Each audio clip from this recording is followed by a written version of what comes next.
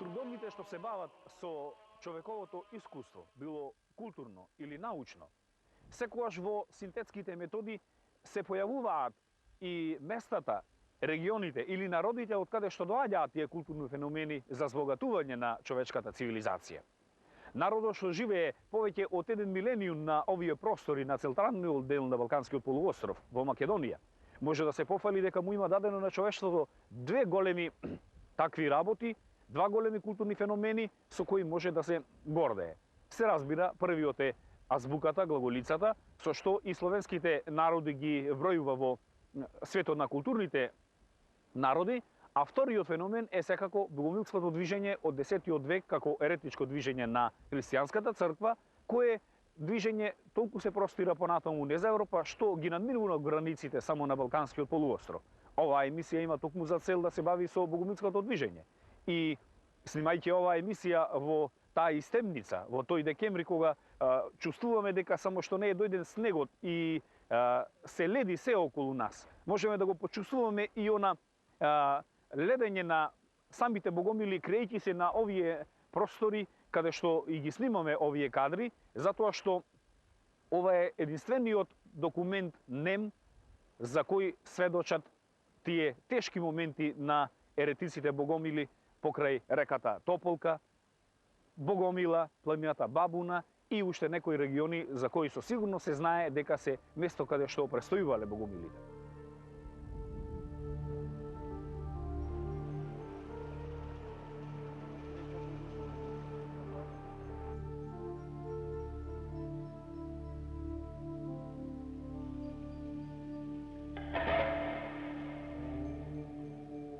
На тлото на словенскиот свет се ширеле мноштво на ереси и секти. Од богомилското движење во Бугарија и Македонија во среден век, па се до кастратите во Русија од 19 век. Или пак да го спомнеме и прочуеното хуситско движење во Чешка во 13 век. Оваа појава може да се поврзе најпрво со големите влијанија на источниот духовен живот во словенските земји. Пред да се расшири и да се омасови евангелското учење, на овие простори во населението не биле непознати еретичките учења дојдени од исток.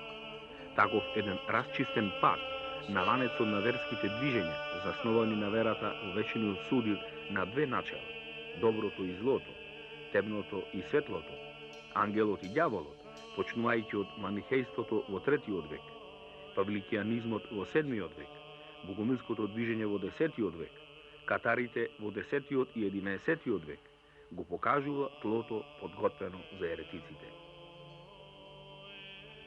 Павликијанското движење настанато во Ерменија во 7 век и систематско протерувани од Јустинијан натерува голем број на неговите приврзеници, ерменци и сирици да тргнат кон Тракија и Македонија, носејќи го со себе и учењето.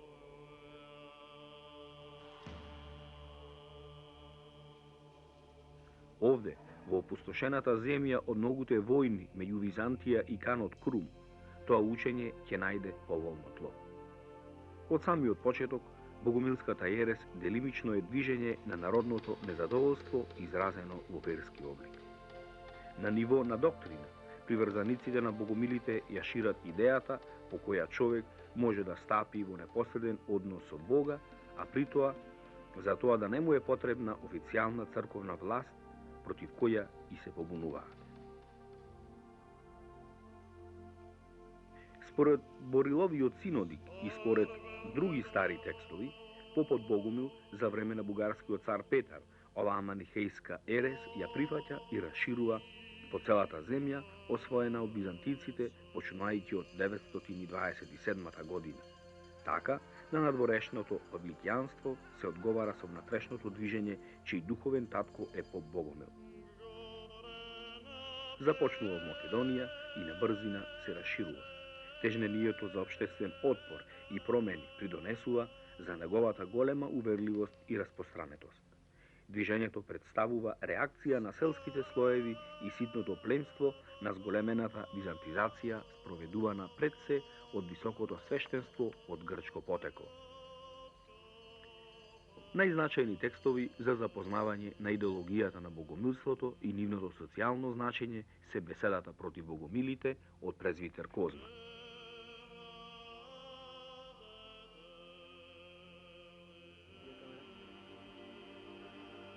Се случи во време на правоверниот цар Петар, во бугарската земја се појави поп Богомил, а поточно е да се рече поп Богунемил. Тој прв почна да ја проповеда ереста во бугарската земја. Надевајќи се на богатството на нашиот Господ, бидејќи може да се појасни и нашиот јазик, јас се осмелувам со мојата творба да ги разобличам непријателите на Христовиот крст. Надворешно прават се за да не ги разликуваме од правоверните христијани, а внатрешно се волци и зверови. Слично на волк, што сака да земе јагне. Пред се преправаат и воздигнуваат и смирено одговараат. А кога проповедаат, се представуваат како да се на небото. По нивните плодови ќе ги разпознаете. Бидејќи не може добро дрво да роди лош плод, ниту пак лошо дрво добар плод. Така и вие познавајте ги таквите според плодовите. Според лицемерието, според критикувањето, според кудењето, според хулењето. А кога ќе ги познаете, одбегнувајте ги, за да не бидете осудени за нив. Ние повеќе од нив се молиме на Бога, бдееме и се молиме и не живееме во мрзливост како нив. Побрагу ќе вразумиш добиток, отколку еретик. Свињата ги одбегнува бисерите, а го собира ѓубрето. Така и еретиците. Ја голтаат својата смрдеа и ги одбегнуваат светите книги. Па како ќе им бидат мили на луѓето?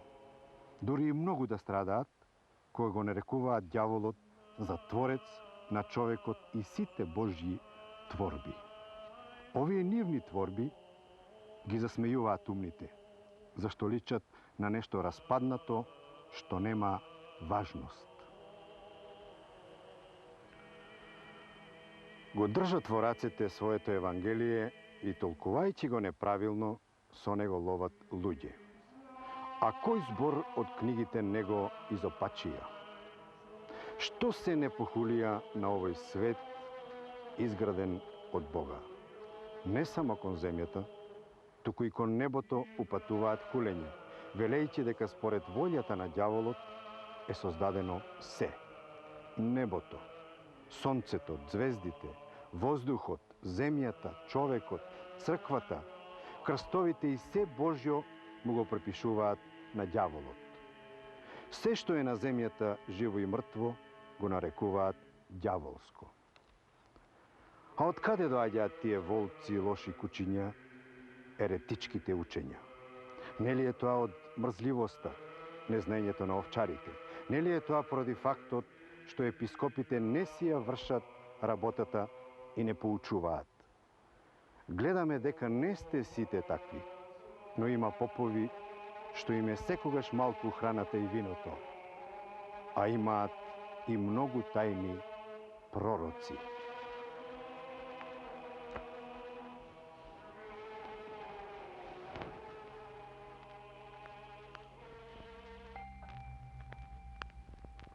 На ниво на доктрина, очигледно станува збор за неоманихејски систем, теологија што учи дека видливиот свет е дело на сатаната, сатанаил, инкарнација на силата на злото што го запоседнал светот.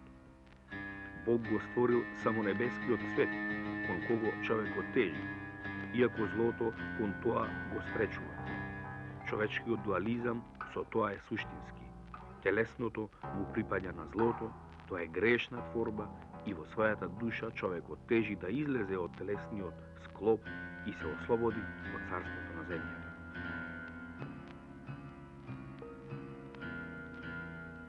Разликата е во толкувањата. Еве, например, би посочила неколку примери. Додека при литургијата, при причестувањето, се смета во канонската литература, во црковната литература воопшто и во обредот, дека причесната, тоест виното е крвта, ја символизира крвта на Исус Христос, а лебот телото на Исус Христос, кај богомилите тоа се толкува поинаку, дека телото на Исус Христос е четворо Евангелието, а крвта е апостолот. Или евангелиската приказна, кога Исус Христос ги нахранил бројните луѓе со 5 леба, тие ја толкуваат поинаку. На некој духовен символичен начин, 4 леба се всушност четворо Евангелието, а 5-тиот леб е апостолот. Кога станува збор за видението на Исаија, еден стар апокрифен текст кој што се јавил уште во првиот и вториот век од христијанската ера, треба да се спомене дека во него секако може да се бараат и траги од постарите, манихејското, од масалијанското учење и така натака, но кое што богомилите го ориентираат и го преработуваат во смисла да ја представат целата своја идеологија, особено, како што реков, космогонијата. Во него доминираат 7 небеса, една типична космогониска слика што ја имале богомилите за светот. Интересно е тука и слегувањето на Исус Христос од небото низ сите 7 небеса на земјата, и при тоа колку што повеќе се приближува кон земјата, тој слегува во привидна форма на човек, а кога се качува горе по борбата со ѓаволот, со најавената победа над лошата сила, тој пак ги губи телесните особености за на 7-то небо повторно да стане безтелесен, што е една од главните тенденции на богомилите, кои што не инсистирале на материјалното, особено на телесното, туку повеќе на духовното. Но со овој текст интересно е што, да речеме, во еден постар родослов се споменува дека старозаветниот пророк Исаија бил погребен во манастирот, во Соговскиот манастир, а покрај тоа истражувањата на Јордан Иванов па го лоцираат настанувањето на самиот овој апокриф од Рила до Осогово. Значи сепак се споменува и Осогово, и тука навистина треба да следат натамошни истражувања зошто преданието, легендата го поврзува Осоговскиот манастир со овој старозаветен пророк, а уште повеќе со настанувањето на апокрифниот текст за Исаија токму во ова место.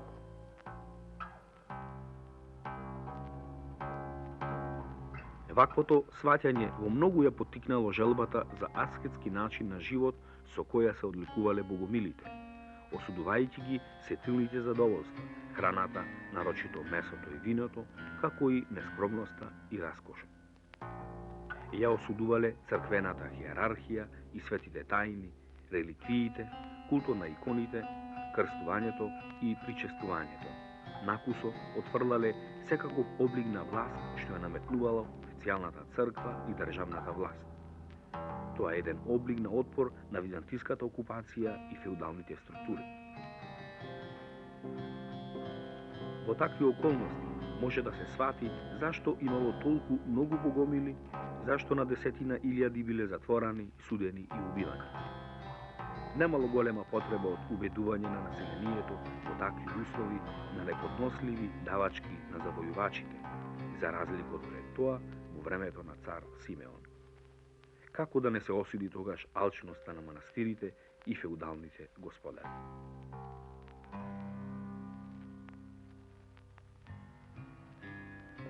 За богомилството постојат повеќе документи и докази, и тоа во литературата, во топонимијата, во фолклорот и друго, но оригинални документи од времето на настанувањето се многу ретки. Така ние денес имаме едно евангелие, канонско евангелие од 13 век, така наречено Вруточко евангелие, по местото каде што е најдено во селото Вруток, кое се смета за едно од многу ретките и тоа богомилско евангелие. Богомилско го велиме за тоа што на страна 157, писателот, книжевникот на ово дело, пишувајќи го текстот, наеднаш ставил во загради, тоест во рамки, следниот текст. Метница место Патриархово, ишеже се патриархи ставе сребром и златом. Што значи тоа? Тоа значи дека писателот кажува како патриарците доаѓале на тој патриаршески трон со мито, со сребро и со злато.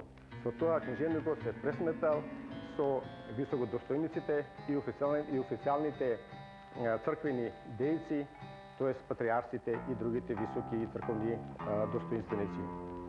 Според тоа, може да го сметаме како засега единствен оригинален документ напишан од човек кој бил припадник на богомилското учење.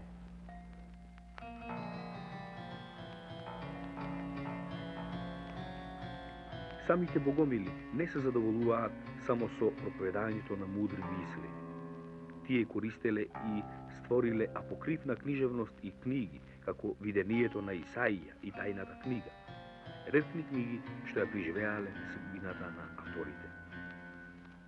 Во еретичките кругови се користела и друга литература на словенски преводи на други избрани текстови во зависност од линијата на проповедите што ја диктирала самата стварност. Официјалната црква не можела да го искорени ова учење ниту клиците на социјалните бунтувања и за следните 2-3 века.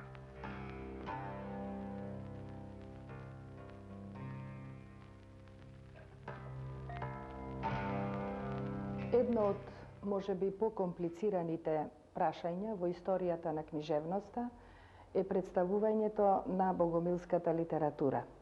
Тоа во секој случај се должи на повеќе причини. Пред се, литературата за богомилите излегува честопати од доменот на историјата на книжевноста. Покрај тоа, изворно таа не е целосна, за да се добие една поширока слика, но од друга страна пак зачуваните богомилски литературни дела се мощни, интересни и привлечни за истражување и представуваат посебен предизвик и за натамошни обстојни истражувања. Од оригиналната литература важна е црковната. Пред се, богомилите изгледа не го почитувале Стариот Завет. Имаме разновидни извори во тој поглед. Јасно е дека најмногу од нив го отфрлале Мојсиевото петтокнижие, разни други делови од Стариот Завет и со други зборови, после една обстојна анализа на изворите, може да се каже дека Стариот Завет не го почитувале многу. Од Новиот Завет, очевидно и најсигурно ги прифатиле 4 Евангелието, Јовановата Апокалипса и некои други делови, но да се бара видлива разлика меѓу канонското 4 Евангелие и богомилското, не би се нашле големи разлики, нити некој досега тоа го направил. Од црковното наследство познато е дека богомилите го почитувале, го прифатиле и апостолот. Потоа Јовановата Апокалипса, бидејќи во неја доаѓаат до израз токму сотиролошките тенденции, кои што се провлекуваат од длабокото митолошко минато, па доаѓаат во средниот век, па се преточуваат во народното творештво, а уште посигурно е дека и молитвата Оче наш им представувала значајна молитва, која што ја применувала најчесто, постојат разни мислења, но како посигурно се зема, 4 пати през денот и 4 пати през ноќта ја употребувале оваа молитва. Од псевдобогомилското наследство, научниците не спорат околу веродостојноста на видението на Исаија како богомилски текст и еретички текст се разбира. Тука се сите сложни, додека за другите веќе постојат различни хипотези. Во секој случај, уште Јагич определи 6 апокривни текстови како богомилски, за да го зголеми нивниот број Соколов на 16, Јордан Иванов, познатиот бугарски истражувач, ги сведува на 12, Но, за да се сложат сите дека сепак изворни податоци за веродостојното богомилско потекло може да се прифати најсигурно и Сајевото видение.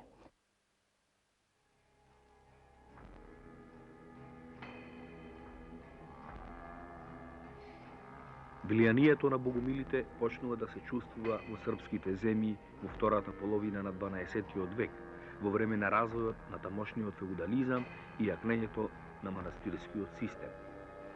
Стефан Немања смета дека треба да се свика собор против ѓаволската ерес од Бугарија. Во тоа време е подготвена и српската скратена верзија на Козмината беседа против богомилите. Развојот на ова дуалистичко учење нарочито се одразило во Босна, каде од крајот на 12-тиот до средината на 15-тиот век тука богомилите се познати како патарени, исто како и во Италија. Таму се случува нешто интересно. Патарените во Босна основаат и своја официјална црква, која едно време ќе има наклонност и од банот Кулин. Така и овој исклучок го потврдува правилото дека едно учење не се закоренува онамо кај што ќе потекне, туку на друго место. Но за кусок. Неголемиот број на босанските еретици со потпаѓањето од турско робство преоѓаат во исламот. Во Русија се пронајдени безброј преводи на Козмината беседа и записи за приказните на еретиците. Таму особено е позната сектата на стрижените, дуалистичко учење со сличен карактер од 14 век, на кои им се доволно познати сваќањата на богомилите.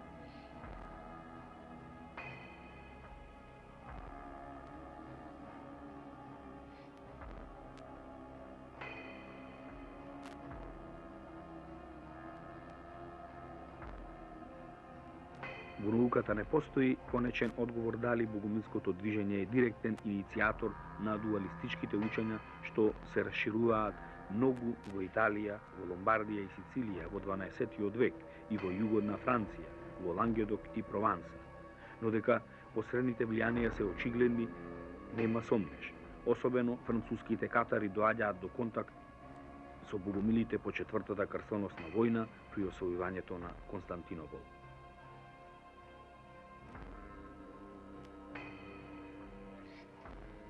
Идеологијата на богомилите не била рамномерно распоредена низ разни периоди. Така, например, во одредени потенцијални верски или политички превирања и нивната идеологија зазема еден позитивен став или тие, например, често пати се настроени антиверски или слободарски, но за разлика пак во одреден друг период, кога е загрозена екзистенцијата на поединецот и на државата, тој прераснува и во сеопшт народен бунт.